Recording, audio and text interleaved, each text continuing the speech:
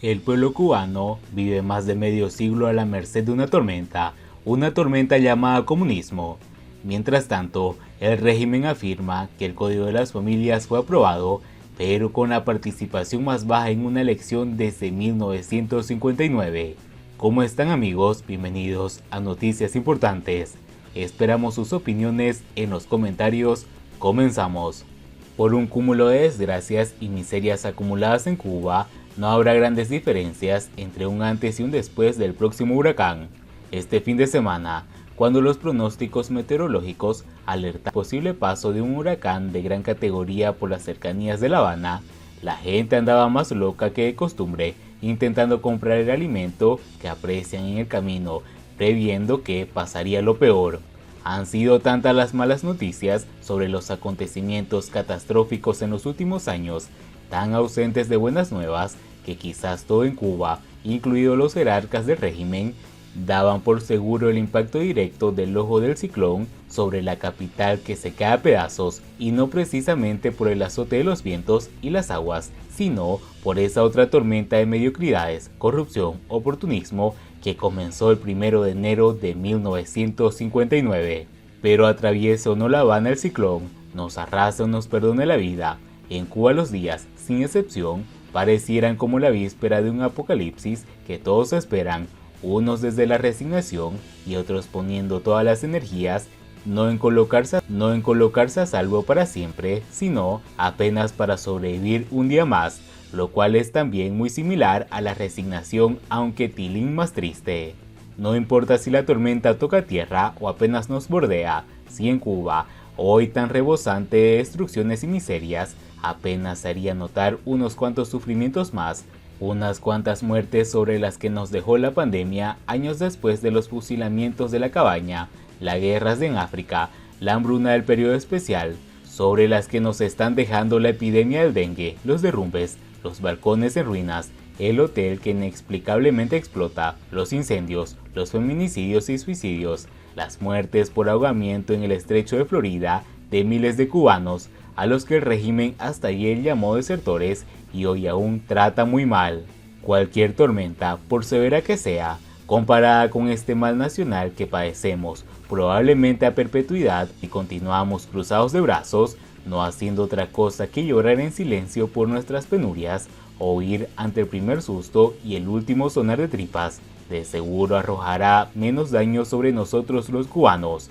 Un ciclón, un tornado o un temido temblor en la tierra son menos temibles frente al vendaval de represiones, ausencia de libertades individuales y colectivas, ideologistas extremas, políticas excluyentes, planes económicos fracasados, mucho menos destructivos y mortales que una tarea de ordenamiento, un reordenamiento y una continuidad que han colocado al país en el número 1 en el índice mundial de miseria. Pero sin tener en cuenta los indicadores del profesor Peter Haig, bastaría con mirar nuestras ciudades, nuestros propios barrios, para constatar que la destrucción llegó y se instaló en nuestras vidas desde mucho antes que cualquier huracán. Los miles de metros cúbicos de escombro del Hotel Saratoga y de la base de supertanqueros de Matanzas desaparecieron en menos de una semana, mientras el basurero de la esquina continúa ahí, creciendo cada día, al mismo ritmo que se deterioran las calles y se desploman los techos de ruinas en las que, por hábito, llamamos hogar. Tememos a la furia de las aguas y los vientos, a las catástrofes naturales en general, cuando en realidad llevamos décadas girando y girando mortalmente en este torbellino político que todavía algunos llaman revolución, pero que en realidad es una tosca máquina de triturar individualidades, sueños, esperanzas, personas y familias. Que nadie quiera poner como prueba de lo contrario un código de las familias que habla de inclusión y de respeto a las diferencias, cuando todos, absolutamente todos, sabemos que se trata de un circo para desviar la atención sobre un nuevo código penal excluyente, retrógrado, donde son castigadas las disidencias y las diferencias políticas. No puede haber uno sin el otro, no se puede votar por uno cuando nos han impuesto el otro. No obstante, con código sin él, en las dictaduras siempre pueden más las arbitrariedades que las leyes. Precisamente por eso son dictaduras, y la simulación de un decreto o una votación no las hará más humanas. Todos siempre viviremos en el antes y jamás en el después. De igual modo, por el cúmulo de miserias, no habrá grandes diferencias entre un antes y un después del huracán. Los cubanos llevamos más de medio siglo a merced de una tormenta.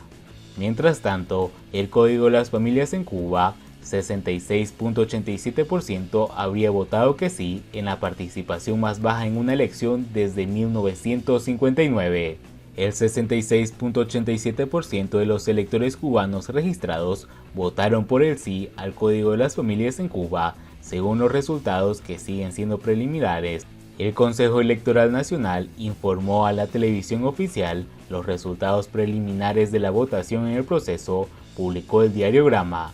El parte básico indica que, de un total de 8.447.467 electores, ejercieron el derecho al voto 6.251.786, lo que representa un porcentaje de participación de solo un 74%. Para establecer una comparación, la participación en el referendo constitucional de 2019, el último ejercicio equivalente a la actual consulta del Código de las Familias, fue del 84.4% y en la de 1976 alcanzó el 98% según los datos oficiales. El órgano electoral del régimen señaló que se contabilizaron 5.892.705 boletas válidas, para un 94.25%. De ellas, 3.936.790 fueron votos por el sí, para un 66.87% de las boletas válidas.